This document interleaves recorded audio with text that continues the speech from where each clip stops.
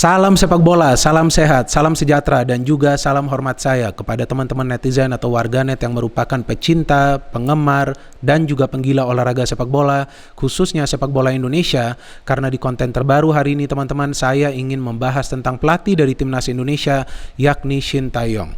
Sejak kemarin subuh teman-teman, ada begitu banyak notifikasi yang masuk di HP saya yang berasal dari akun IG saya. Secara bersamaan juga saya menerima kabar bahwa saya yang tinggal di Amerika Serikat telah meninggal dunia. Oleh karena itu saya perlu berkomunikasi dengan pihak keluarga yang berada di sana dan juga dengan pihak keluarga yang berada di Jakarta. Maka itu saya tidak sempat membaca notifikasi-notifikasi yang begitu banyak tersebut. Awalnya saya mengira bahwa notifikasi tersebut adalah karena Real Madrid berhasil menjadi juara dari Supercopa de España. Dan biasanya kalau Arsenal kalah juga notifikasinya begitu banyak teman-teman. Baru kemudian menjelang sore hari saya bisa membaca notifikasi-notifikasi yang sebagian besar adalah tag ke akun IG saya, mentions ke akun IG saya, dan juga tentunya komentar di akun IG saya. Saya agak bingung juga pada saat saya menelusuri apa sih ini yang sedang ramai dibicarakan di sosial media, ternyata tentang Coach Shin Tae-yong. Memang sih biasanya pembicaraan atau berita tentang Coach Shin Tae-yong itu selalu ramai ya teman-teman ya. Apalagi kita pahami bahwa Coach Shin Tae-yong telah berhasil membawa timnas kita untuk lolos hingga ke Grand Final Piala AFF lalu. Walaupun kalah, tapi kita juga bisa melihat sudah ada perbedaan yang signifikan dari cara permainan timnas kita. Dan kenapa sih kita bisa kalah lagi di final ini kali? Artinya sudah 6 kali ya kita menjadi runner up ya. Ya karena memang timnas Indonesia kali ini mengandalkan mayoritas pemain-pemain muda. Dan pemain-pemain lainnya yang belum pernah merasakan bermain di turnamen seperti Piala AFF.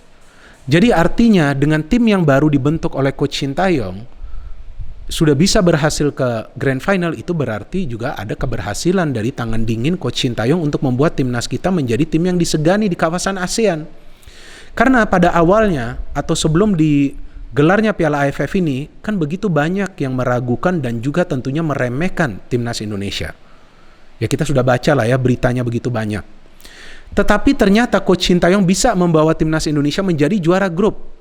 Di grup yang telah saya mengatakan adalah grup neraka karena ada Vietnam, ada Thailand, ada juga Malaysia dan 2 tim underdog yang tentu akan bermain all out, Kamboja dan juga Laos. Tapi ternyata timnas kita tidak terkalahkan. Bisa masuk ke semifinal, mengalahkan timnas Singapura, dan sampai ke final memang kita kalah telak di leg pertama, kemudian kita bisa mendapatkan hasil draw di leg kedua.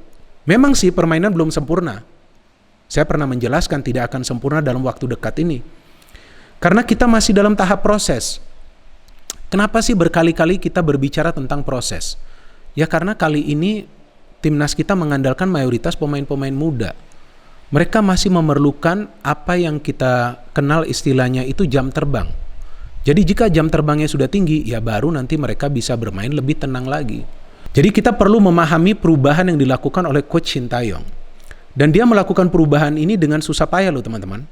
Dan dengan resiko yang cukup besar. Memanggil begitu banyak pemain-pemain muda. Dan juga berapa pertandingan kompetitif sih yang dimainkan oleh timnas. Sebelum Piala AFF ini kan gak banyak. Di pertandingan babak penyisihan grup kualifikasi Piala Dunia 3, kemudian di playoff-nya untuk ke kualifikasi Piala Asia 2, beberapa pertandingan uji coba, kemudian langsung main di Piala AFF. Hebat dong, dalam waktu yang singkat, hanya dengan memainkan beberapa pertandingan timnas kita permainannya sudah bagus. Bagus, menurut saya bagus, saya jujur mengatakan bagus kok. Ya kalau memang belum sempurna seperti yang tadi saya katakan, sabar, butuh waktu, ini semua masih di tahap proses. Dan seperti yang berkali-kali saya tegaskan, kalau kita tidak bisa menikmati proses ini, ya jangan juga jadi tukang protes. Dan jika kita tidak bisa menghargai dan mengapresiasi kinerja para pemain dari timnas dan juga dari Coach Shin Tae-yong, ya jangan juga kita menghujat atau juga merecoki mereka. Karena jelas terlihat dari para pemain perjuangannya sudah luar biasa. Dari Coach Shin Tae-yong, saya selalu melihat dia berpikir keras di pinggir lapangan, tidak pernah duduk.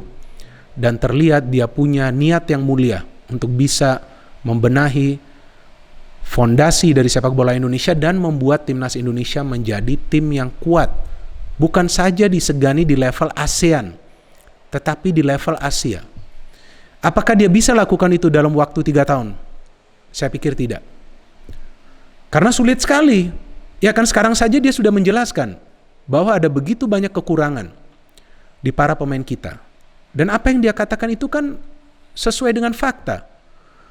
Jadi menurut saya wajar juga sih jika ada yang ingin memberikan opini, pendapat, masukan atau juga kritik terhadap kinerja dari Coach Sintayong, tetapi juga perlu berdasarkan realita dan fakta saat ini. Benar kan? Jadi kita sekarang melihat bahwa Coach Sintayong itu telah mati-matian mencoba untuk mengubah sistem sepak bola Indonesia agar timnas itu menjadi lebih kuat lagi. Bukan saja yang senior, tapi juga U23, kemudian U19. Dan tidak mudah loh bagi dirinya teman-teman untuk melakukan perubahan itu. Seandainya nih, ya kan? Seandainya di Piala AFF lalu gagal untuk lolos dari fase grup. Nah pasti kan resikonya di dirinya. Ya kan? Tapi kan kalau yang saya perhatikan nih, Coach Sintayong ini adalah sosok yang berpikir positif dan dia yakin dengan apa yang dia lakukan. Maka itu dia berani mengambil keputusan-keputusan yang krusial pada saat pertandingan berjalan. Dan ini salah satu pelatih yang saya cermati bisa beradaptasi juga dengan strategi tim lawan. Jadi dia tahu kapan dia perlu memilih strategi yang menyerang, kapan dia perlu memilih strategi yang bertahan total, kapan dia perlu memilih strategi yang mengandalkan counter attack. Dan coba teman-teman perhatikan cara membangun serangan dari timnas kita. Perlahan-lahan. Memang sih kadang-kadang ada salah passing ya, tapi ini kan masih dalam tahap pembenahan ya teman-teman ya. Dan juga kita tahu bahwa para pemain kita kan pada saat bermain di klub tuh beda, pada saat bermain di timnas ya tentu mereka harus bermain dengan cara yang berbeda. Ini butuh waktu agar mereka bisa beradaptasi. Tapi saya tidak pernah melihat dari ekspresi wajah para pemain timnas bahwa mereka itu mengeluh atau merasa lelah. Enggak, mereka fight terus. Jadi kita melihat sekarang masalah dari fisik ini sudah mulai dibenahi oleh Coach Sintayong, tentu juga dengan stamina. Dan dia juga sempat mengatakan bahwa teknik permainan dari para pemain kita itu masih lemah. Dan itu sesuai fakta. Jika ada yang tersinggung ya memang begitu sih. Ketika ada yang berkata jujur kadang-kadang kita juga tersinggung. Ya tapi dengan kejujuran dari Coach Sintayong seharusnya juga para pemain bisa introspeksi diri bahwa mereka harus bermain lebih baik lagi. Dan itu sudah mereka lakukan. Jadi kenapa lagi Coach Sintayong ini harus diganggu? Kasihlah dia bekerja. Kasih dia waktu untuk bekerja. Sulit loh kita mendapatkan pelatih sekelas Coach Sintayong ini loh, yang merupakan pelatih kelas dunia. Dan saya pikir jika kritikan ke Coach Sintayong ini adalah sesuai dengan realita, dia juga tidak akan tersinggung teman-teman.